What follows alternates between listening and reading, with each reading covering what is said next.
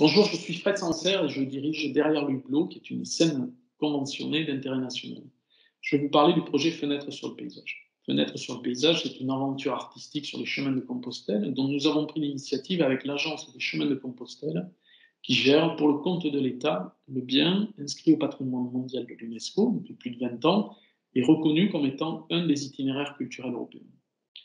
Fenêtre sur le paysage, c'est un projet qui a l'ambition de travailler sur la question de la relation.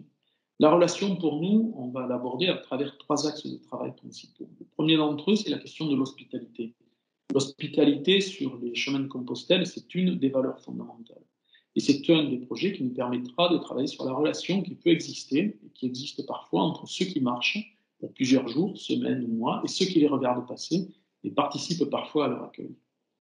La relation, c'est aussi celle qui existe avec le paysage. Le paysage, c'est celui dans lequel on vit quotidiennement, qui est notre paysage et qu'on a besoin parfois de redécouvrir, mais c'est aussi le paysage que l'on va traverser quand on sera en itinérance ou en voyage.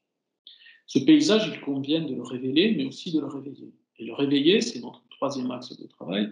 Ça passe par la présence des artistes et la relation à l'art. Les artistes ont été présents pendant des siècles sur les chemins de Compostelle. Ils ont permis de réaliser les œuvres présentes et qui ont permis la reconnaissance de ces divers patrimoines au patrimoine mondial de l'UNESCO.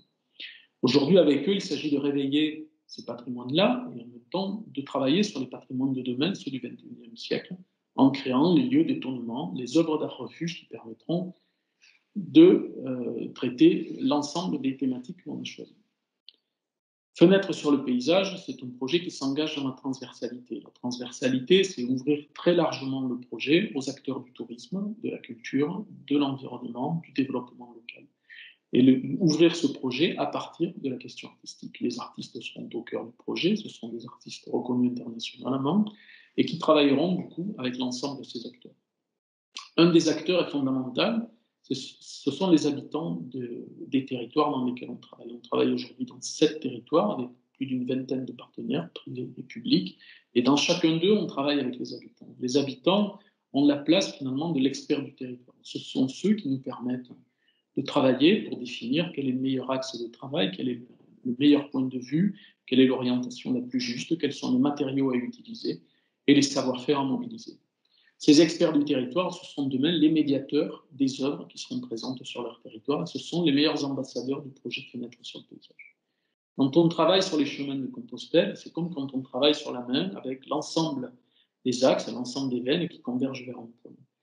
On ne peut pas travailler à l'échelle du chemin de Compostelle en travaillant sur un seul point. On est obligé de travailler sur un itinéraire dans sa globalité. L'itinéraire que nous avons choisi, c'est le GR65, celui qui part de Genève jusqu'à Saint-Jean-Pied-de-Port. Aujourd'hui, on travaille à l'échelle de la région Occitanie, sur 7 territoires, avec la création de 7 œuvres d'art refuge. Demain, avec vous, l'ambition, c'est de travailler sur la France dans sa totalité, sur la région Auvergne-Rhône-Alpes, la région Occitanie, la région Nouvelle-Aquitaine, et puis de filer à l'échelle européenne sur le nord de l'Espagne et le Portugal.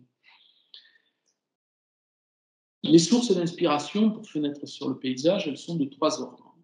La première d'entre elles, c'est la naissance, depuis une dizaine d'années, de plusieurs parcours artistiques dans l'espace public. Le premier rang desquels, c'est la rencontre avec un de ces parcours emblématiques, qui est le voyage à Nantes, et en tout cas l'estuaire sur la Loire.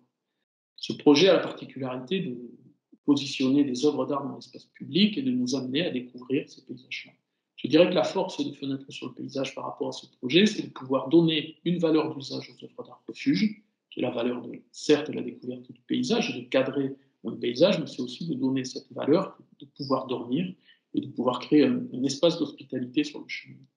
Seconde source d'inspiration, c'est la grande famille des arts de la rue qui naît autour des années 60 et qui en tout cas va naître avec une double exigence, qui est l'exigence artistique, d'amener les artistes dans l'espace public avec une idée très romantique qu'ils allaient pouvoir s'adresser à tous, mais aussi une très forte exigence sociale, du coup, avec cette volonté de s'adresser aux voisins, aux passants, aux badauds et à l'ensemble de la population.